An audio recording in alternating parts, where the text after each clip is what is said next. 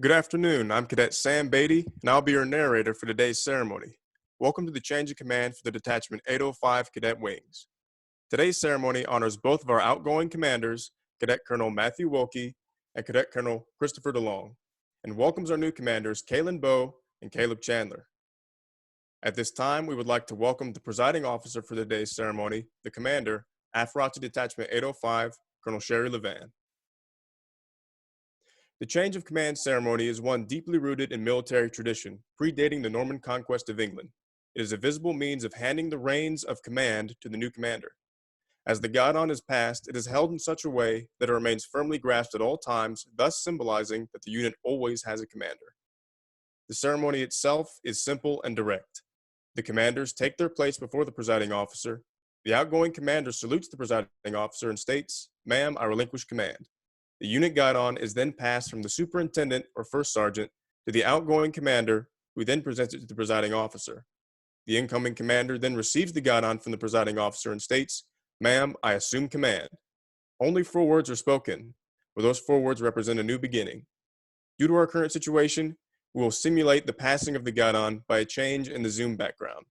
To our commanders, present and future, we offer our heartfelt best wishes. Ladies and gentlemen, Colonel Levan.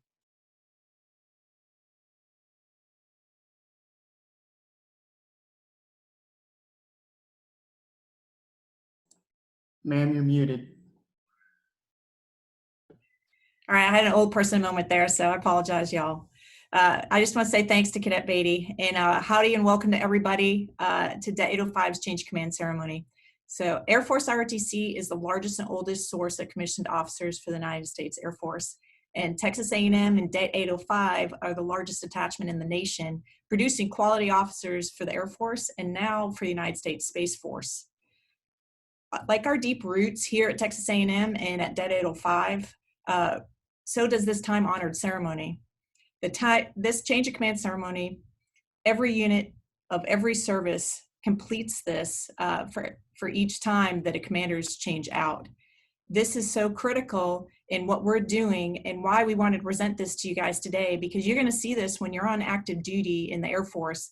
Every unit you're a part of, you're going to be a part of a change of command ceremony. And due to the climate that we have with COVID-19, we wanted you guys to be a part of this ceremony today. But before we continue, I just want to take a moment to recognize and congratulate our 2 current wing commanders for a job well done, Cadet Matt Wilkie and Cadet Chris DeLong. Thank you guys for your positivity, your selflessness, your dedication to duty, those late nights, group meet chats, all of those emails, Google Docs, everything that you did, all that hard work, because it paid off, because you enabled the success of the cadets in this detachment. I'm excited as Cadet DeLong gets ready to graduate here in just a few weeks, and I head off to go to the security forces. And we also are going to have Cadet Wilkie here for a little bit longer with us as an extended cadet before he graduates in December and goes off to pilot training.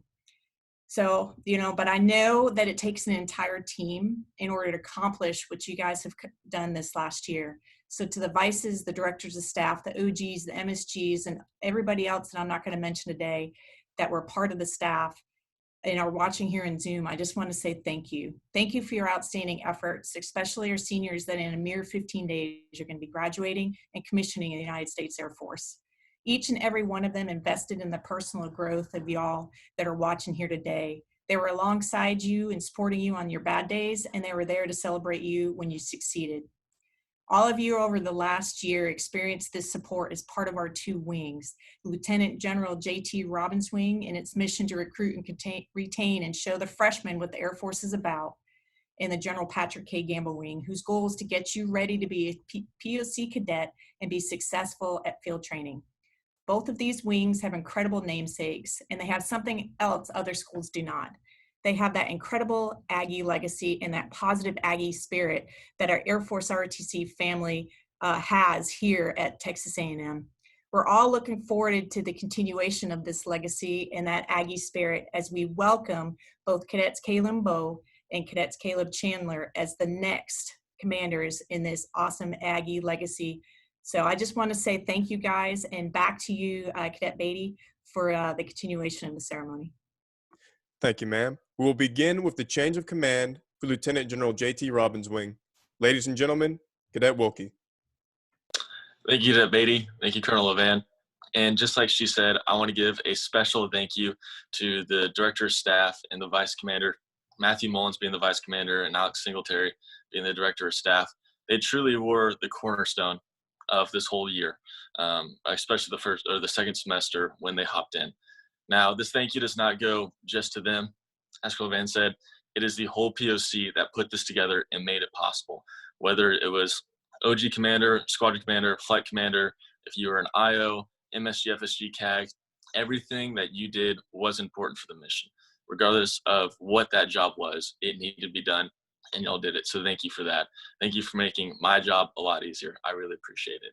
And while I'm doing thank yous, I have to give a shout out to my parents, Eric and Julie. They created my foundation, and so I thank them. And I want to thank my sister for making sure that I stayed humble every time that we talked. And we got word yesterday that she will be going to Saudi Arabia for her first deployment. So if she ever sees this, she knows that she's just going to do a phenomenal job. To my AS100s, y'all were studs, and I appreciate all that y'all did. What kept me going was y'all's energy, y'all's excitement, and y'all's smiles. I just see how y'all had a good time, whether it was competition within PT or whatever it was during lead lab, even if it was stationary drill, trying to compete to see who could stay in the longest. Y'all made it fun. And when y'all make it fun, that's fun for us. So thank you for that encouragement and that positivity. And I challenge y'all to bring that next year when y'all are with Cadet Chandler. Bring that energy, bring that excitement, and give it your all, regardless if you want to do the Air Force or not. Because let me tell you, there are lessons to be learned if you are there to seek it. And so with that, go out of your comfort zone and try to be a leader. You guys are going to be pissheads next year in the Corps of Cadets, and that is very exciting. Y'all are going to be trainers and leaders directly with these freshmen, class of 24. With that, y'all have the chance to make a big impact, and that is also within this Air Force realm as well. So congratulations to that. I just want to say to Cadet Bo, she's going to do a phenomenal job with next year's group with the help of Mike Leonidas and Hoodwin as well, with their team to support them. It's going to be phenomenal. I'm so excited to see them take it to the next level, far beyond what I've been able to do. So that's incredible. I want to thank my counterpart, DeLong. He's a stud. He's been whooping the Gamble into shape, getting them ready for field training. And so on that note, with field training, AS200s, you are ready, and beat the hell out of field training. Thank you, Cadet Beatty. Stand by for the change of command for the Lieutenant General J.T. Robbins wing. Ma'am, I relinquish command.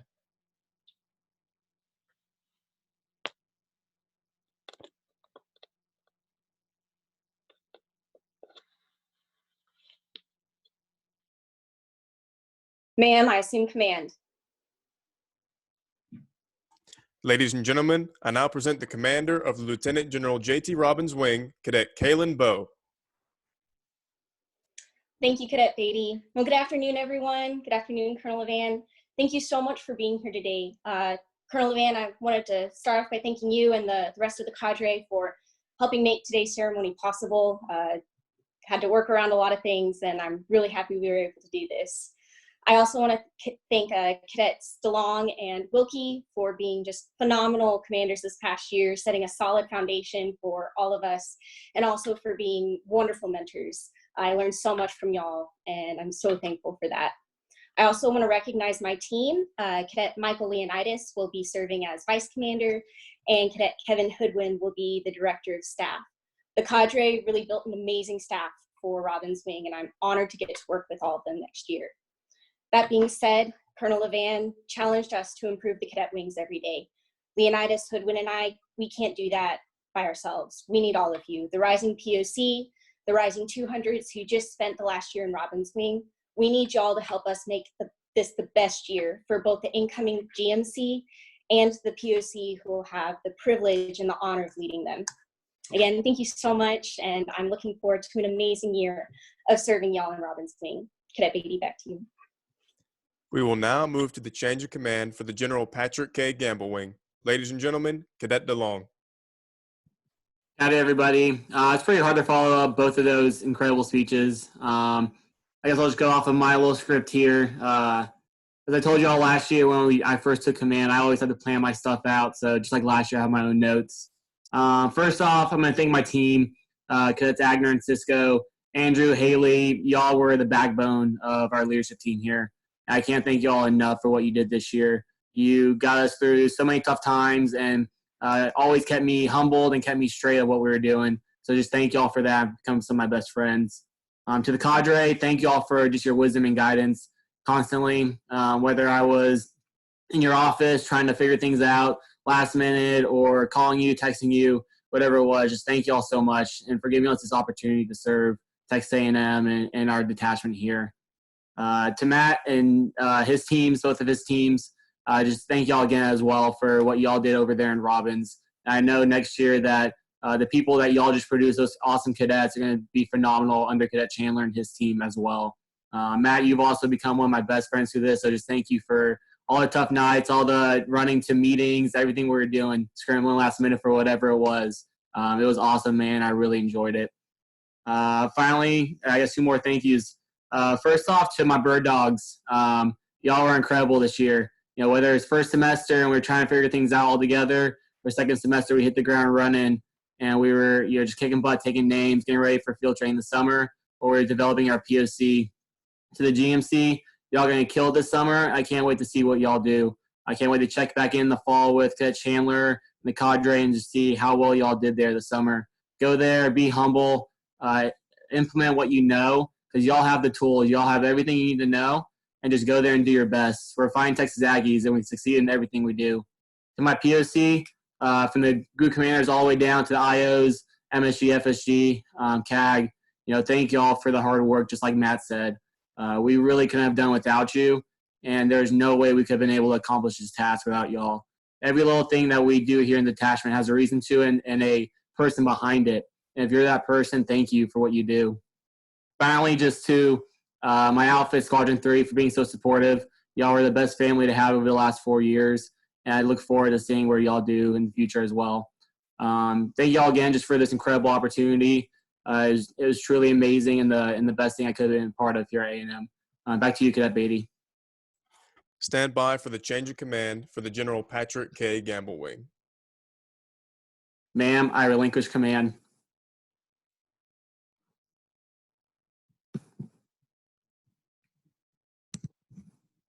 Ma'am, I assume command.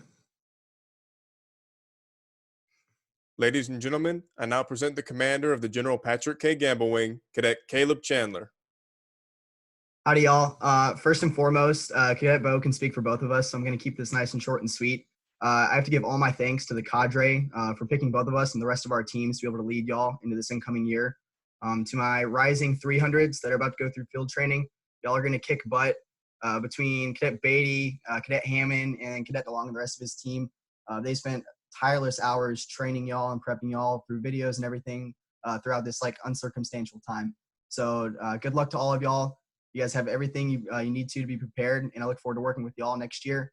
To my rising 200s, we have a lot of work to do. We're going to hit the ground running. I encourage all of y'all to reach out to myself, to Nate Hoskinson, who's going to be my vice wing commander, and to Cadet Hodgin, who's going to be my director of staff. We are here for y'all. We're here to encourage y'all and to be able to create this culture where we can go and make sure everybody's invested into each other's leadership. So aside from that, I will head it back over to Cadet Beatty, and thank y'all for this. Please join me in commending Cadet Wilkie and Cadet DeLong on the work they've put in this year and in congratulating Cadet Bo and Cadet Chandler as they assume their duties as Cadet Wing Commanders.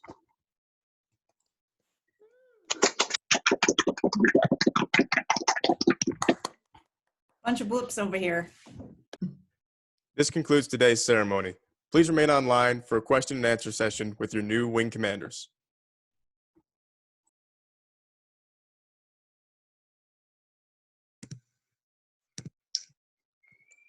All right, howdy y'all. So I'll just start off really quickly. So we're gonna go through a couple preemptive questions that we asked y'all to fill out through the Google Sheet, as well as go ahead and kind of narrow out some things that we have prepped for next year. We have a lot of meetings and stuff that we'll be doing with the cadre over the next couple weeks. Make sure we're all prepped to go for the fall, especially for Bo going into FOW for her Rising 100s, so the POC that will be with her. And then as well for you Rising 200s. I know there's a lot of things that are kind of up in the air right now with all the circumstances. So the big thing, one of the questions we had, should Rising AS 300s being deferred to next summer's field training expect a different leadership lab experience throughout the upcoming school year than those officially becoming POC this summer. So first and foremost, obviously this is some very unprecedented times. When y'all come back, if you're being deferred, you guys will still be POC in the fall. I know Captain Tater talked to me over this yesterday. If I say anything wrong, feel free to correct me, sir. But essentially what's going to happen is when y'all come back, you're still going to be 300s. You guys are going to be on the same level and playing with the rest of your peers. And we wholeheartedly expect y'all to be able to put in some effort to go ahead and prep in these 200s for field training as well as the 100s down over in Robbins. That being said, come second semester, we want to make sure that y'all are still in that field training mind since y'all will have to do it the next year. And so we're going to take y'all and probably put you back towards the FTP side of things and go ahead and get trained up with the rest of your Campbell counterparts. That way y'all will be good to go for next year when it goes to field training. But don't worry about anything else. Your experience as a POC is going to be the exact same. We're going to make sure y'all are prepped for next year, as well as making sure that y'all are maintaining and excelling in your leadership with Campbell and Robbins as POC in the fall. So also on a side note, if y'all have any questions live right now, feel free to throw them in the chat. And once we get through some other questions too, y'all can go ahead and feel free to click off your mics and go ahead and talk to us too. So I think another big one that we saw too, will your APAS be the same? So once y'all get up to the 300s year for you rising 300s, APAS has all changed. That was a big thing for me coming last year. I was with Captain Tater since first day of freshman semester. And I remember literally in the fall, right after we had our POC stand-up, or not our POC stand-up, excuse me, our commander's call, I was like, sir, hey, what should I do about this? And he's like, not your APAS anymore, go talk to Colonel Carter. And so let me say that every single one of these cadre are not only our superiors and mentors, but they're also friendly in that way. Colonel Carter, I assume, will probably be in charge of y'all 300s again for all of your instruction. So go into him with open arms. He's going to take care of y'all, absolutely. And every single one of these cadre, I've had the opportunity to be able to meet every single one of them at some point, be on rather good terms. So rather than just your APAS, take the time to go and reach out to all of them. They're all here to lend a helping hand. So.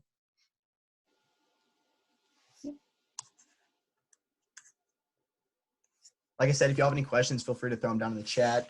And then let's see here. Changes for next year. Let me bring that up really quickly for myself too.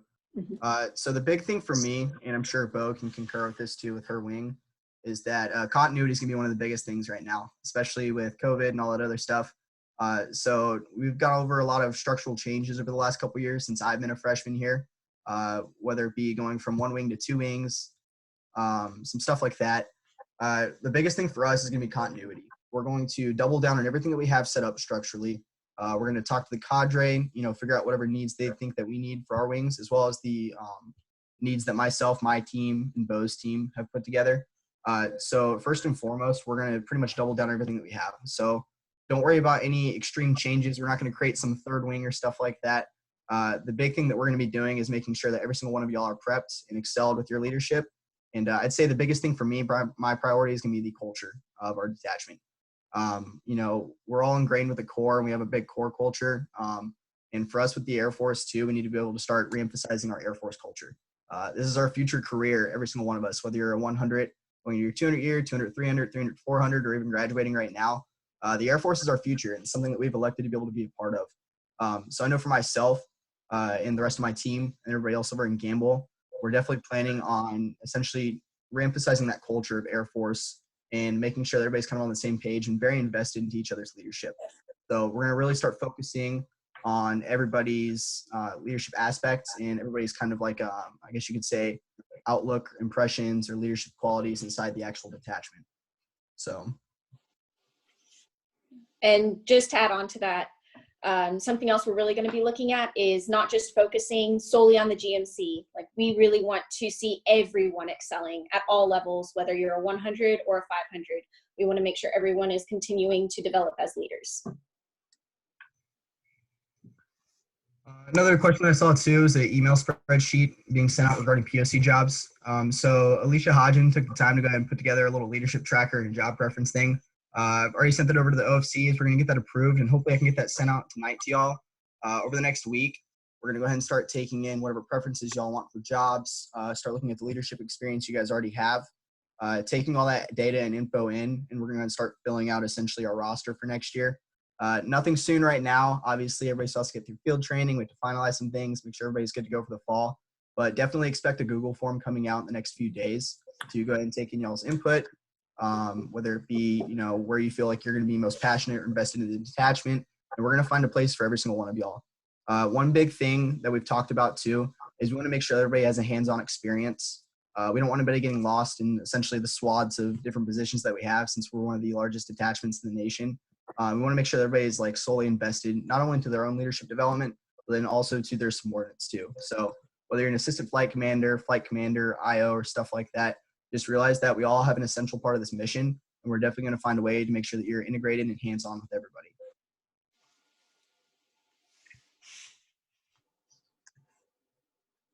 Another question we had preemptively, will the PFA be during the week again?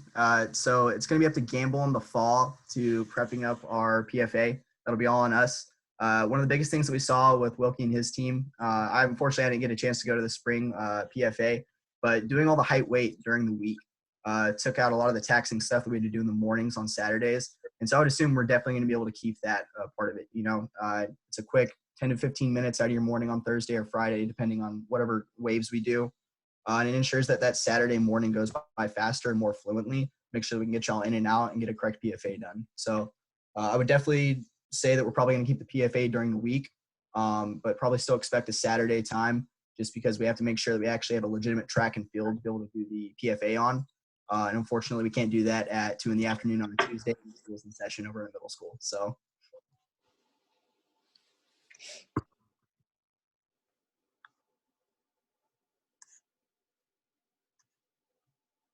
Another thing too, contingency plan for COVID in the next semester. So obviously we're still stuck right now on Zoom, hence why we're doing this right now. Rest of the classes will be finished up, as well as summer classes over the summer are going to be on Zoom.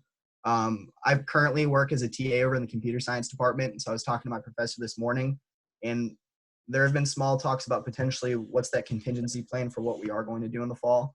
Right now, expect us to be back in the fall. That's the best case scenario. That's what we're hoping for. More hands-on time we get with y'all in person is going to be even better. However, if we do have to change course and stay online, myself and the rest of the 300s and 400s from Campbell completely adapted to this year. We had videos and everything put up to make sure that all of our 200s are going to be prepped and ready to go for field training. So expect us to still make sure that we get the job done, the tasks at hand done. And that way, when we come back in the fall, all of you 200s are going to be taught properly, everything that we absolutely need. So one other thing we're going to be looking into doing is modules, essentially kind of creating I guess you could say the structure for a lot of our lead labs. And once we get those set up, it's going to be even easier for us to be able to start dishing out information to y'all, whether it be teaching all small unit tactics, verbiage for radio comms, all the way to marching, squadron marching, and all that other sorts of stuff. So definitely hope we can go ahead and be back hands-on and in person in the fall. But in the case we do have to stay online, don't worry, we're going to take care of y'all.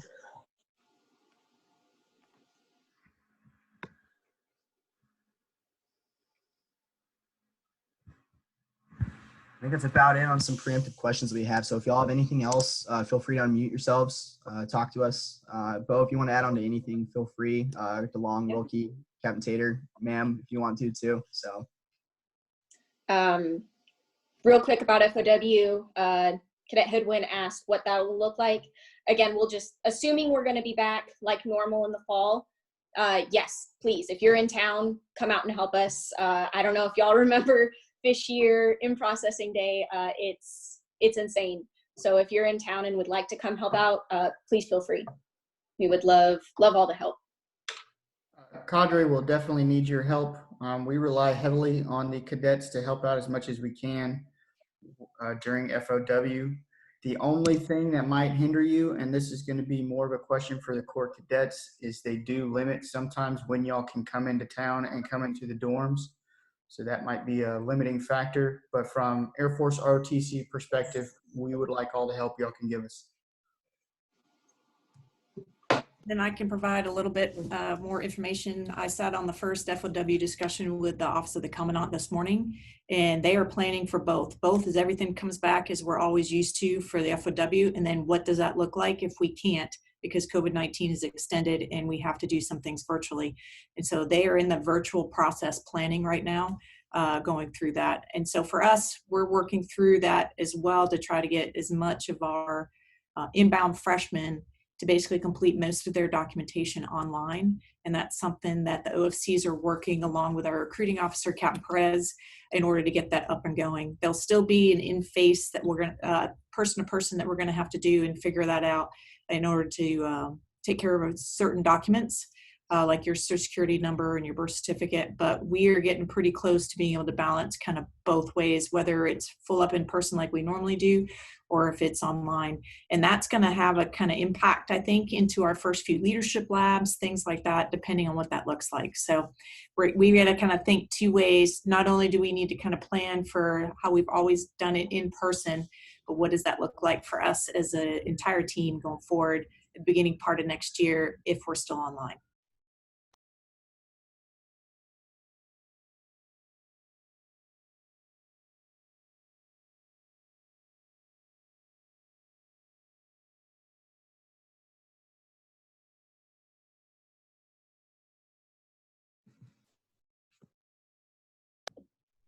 And for those of you guys that are online, you guys can pop up, bring your picture up. Doesn't matter. You are not required to be in uniform. You're not required to be any of that stuff, other than the folks that were a part of the change of command that had to be in business suits or uniforms. But you guys can pop up and ask any questions, because you've got your upcoming, you got your new wing commanders that are here that can help facilitate discussions or bring forth comments at a later time. So if you don't want to answer them here, please still reach out to them and ask them, and we'll get answers. And then you have a litany of cadre that are sitting online here that'll be able to kind of help you out as too. So.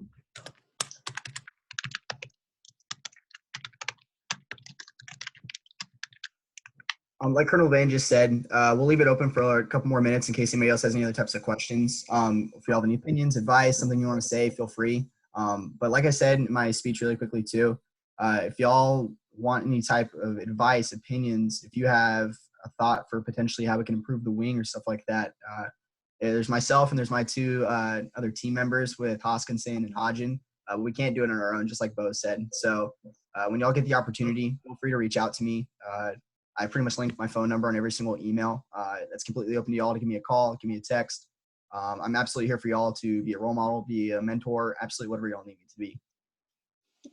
Same goes for anything you have for Robbins, myself, Hoodwin, or Leonidas. We're here. We've all got CMS. My info's in my signature block on the emails. So please just let us know.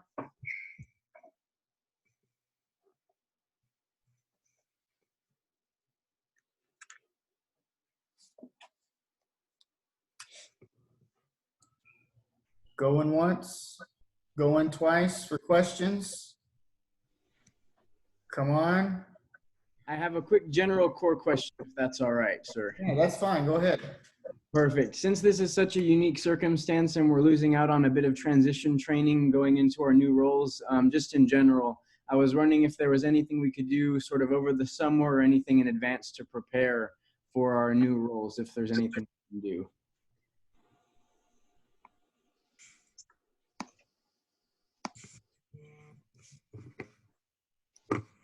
I can touch on that for a little bit. So obviously you guys are losing out on some transition training time, especially on the core side of things. Luckily for Air Force types, we're already kind of prepped. Like I said, we had those videos and everything sent out, so we don't really have to worry necessarily too much about you 200s going to field training. But when it comes to the core side of things, all of you class of 23ers, I know some of my fish are out there too. It's going to be a very different type of FOW. It's going to be a very different type of transition training. If we do get back hands-on, wholeheartedly expect to maybe come a couple extra days even earlier. And I would be pretty surprised if we aren't just pretty much spending every single day, 8 to 12 hours a day training y'all up, making sure y'all are prepared for the class of 24. But that kind of goes on a thing with Air Force and Corps combined. When we're given a task at hand like this, where it's a little bit unprecedented, we got to kind of roll with the punches, whatever cards you're dealt with. So realize that right now is a great opportunity for you to think back about what you did as a fish and what you want to be able to do better as a pisshead. And even more so as a 100 rising to a 200, we're going to really start focusing on y'all's leadership skills as we prepare y'all for field training. So really think about the different qualities, traits that you saw in maybe an upperclassman, whether it be Air Force side or Corps side of things. Think about things that you want to be able to emulate, things you want to be able to improve on. And as long as you go in with the right head, whether it be to field training, whether it be into your 200-year Air Force, or whether it be into your sophomore year as a piss head in the Corps, as long as you go in with the right mentality and the right headspace that you want to be able to do better and be better than the person you were before, you're going to be able to excel. You're going to have upperclassmen there who have gone through 2 to 3 years of Corps training, Air Force training, and everything else, and they're not going to let you fail as long as you come in with an eager mind and an open heart. Mm-hmm.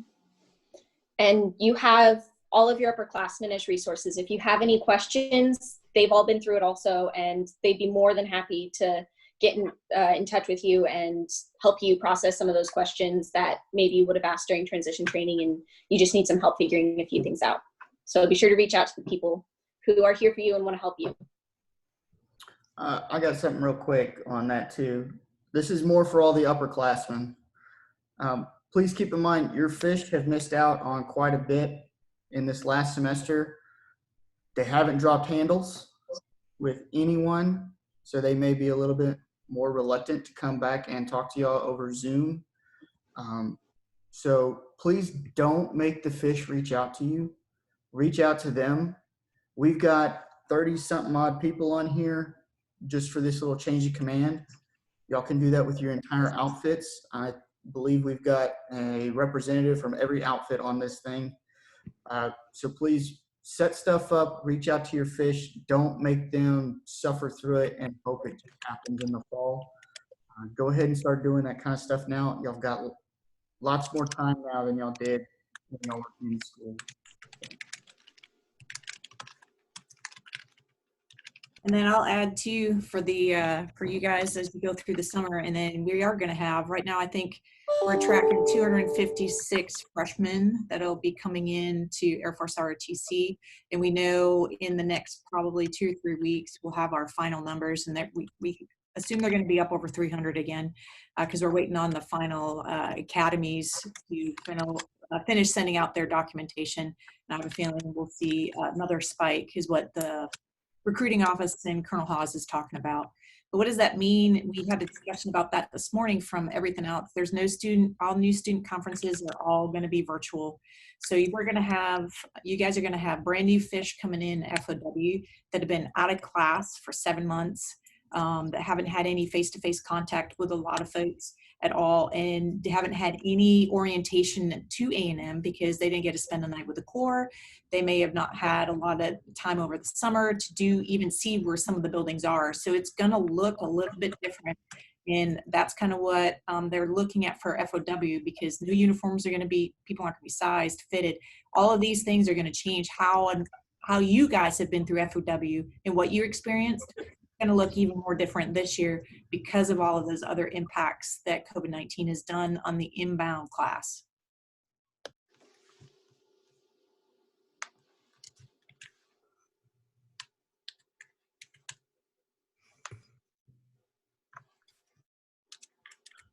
A quick question for Campbell Wing.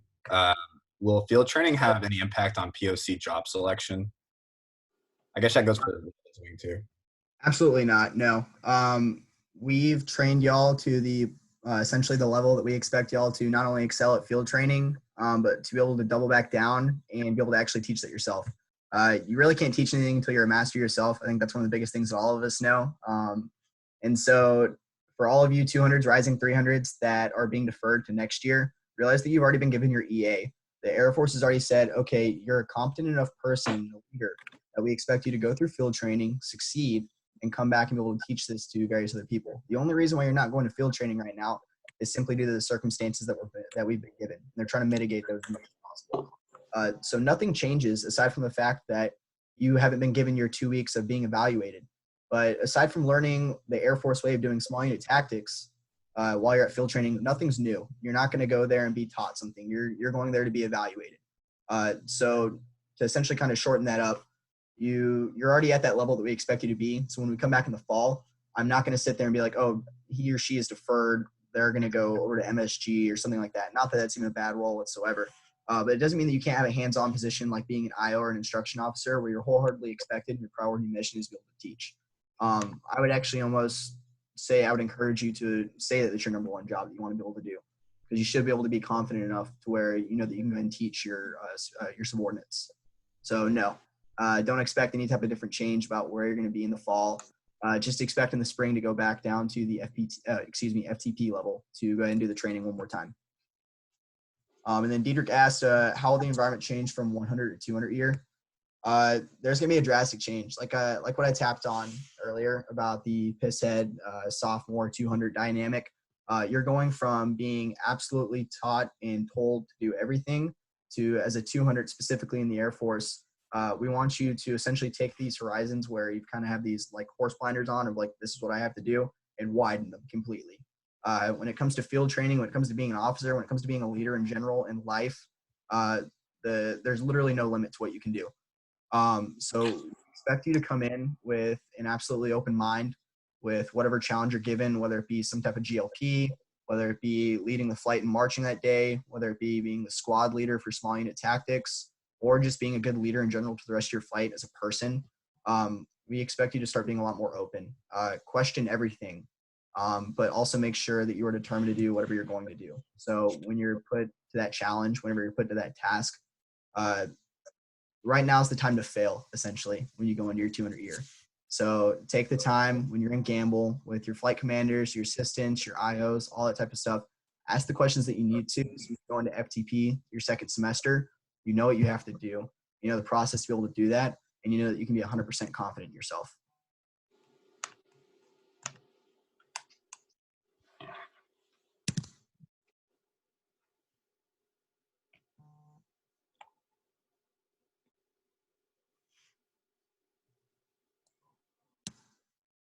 All right, we'll try this again. Going once, going twice. Last chance for questions.